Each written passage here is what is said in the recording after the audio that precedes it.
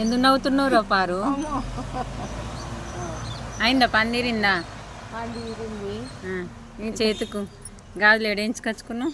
గాజులు పద్మ దగ్గర ఎంత ముద్దుగున్నాయి. రెండు చేతులు చూపి. 2 లక్షలు అసలు. ఎన్ని రోజులు అవుతాయి నీకు? నాకు తీస్తే 2-3 రోజులు, 2 నెలలకోసారి 3 నెలలకోసారి తీయచ్చు, కానీ నేను తీయ మంచిగా ఉంటాయి గాజులు. నువ్వు ఎట్లా ఎక్కిస్తారా?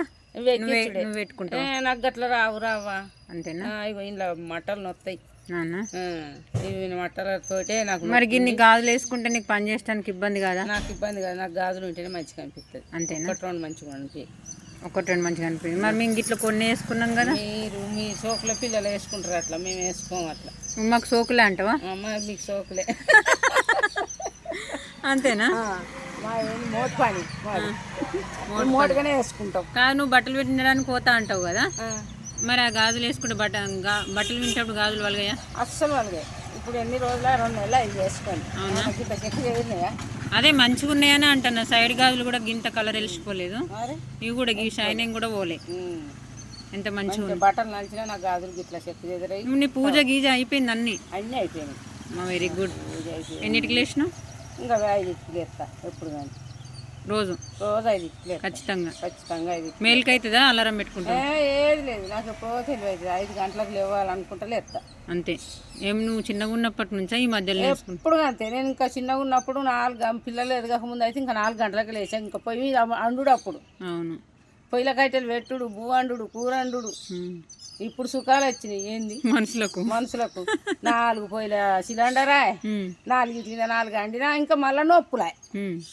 అంతే కదా, వాస్తవమే. మరి నొప్పులాయ్. మేము కట్టెలు ఎత్తుకొచ్చుకుంటా వచ్చిండు నా కొడుకు.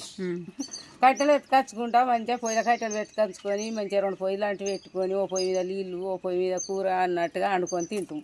అవో ఇప్పుడు 4 పొయ్యిలు కావన్నట. 4 పొయ్యిలు, సిలిండర్ 12 సార్లు దూడుసుడు, కడుగుడు. ఇప్పుడు పూజలు ఎక్కువైనాయి. అప్పుడేం పూజలు ఉన్నాయి? ముఖం కడుక్కొని ఇంత చాయ్ తాగి ఉరుకుడేనాయి. ఇప్పుడు పని తక్కువైంది, సోకులు ఎక్కువైనాయి, రోగాలు ఎక్కువైనాయి. అంతే. అప్పుడు ఇంకా పని ఎక్కువ, ఏ రోగం లేదు, ఏ నొప్పి లేదు. ఒక్కొక్క లక్షలు పోసేస్తారు, 1000 పోసేస్తారు హాస్పిటల్లో. మరి అంటే దీన్ని బట్టి ఏం చెప్తాను, నువ్వు పని మంచిగా చేయాలి. పొద్దున్న లేస్తే లేచి మంచిగా సాపుగా ఉంటాం. మబ్బులో లేచి పని చేసుకోవాలి. ఇంకా అటు ఇటు తిరుగుతారు. నీ పని ఏంటి? నీ పేరేం పేరు? నా పేరు పారవ్వ.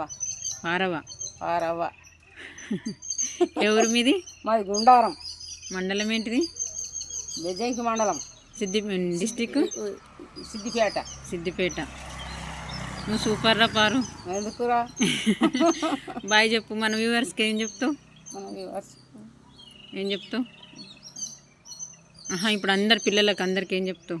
మనందరి పిల్లలకు మంచిగా చేసుకొని బతకాలి, మంచిగా ఆరోగ్యంగా అన్నం తినాలి, మంచిగా ఉండాలి, పని చేయాలి.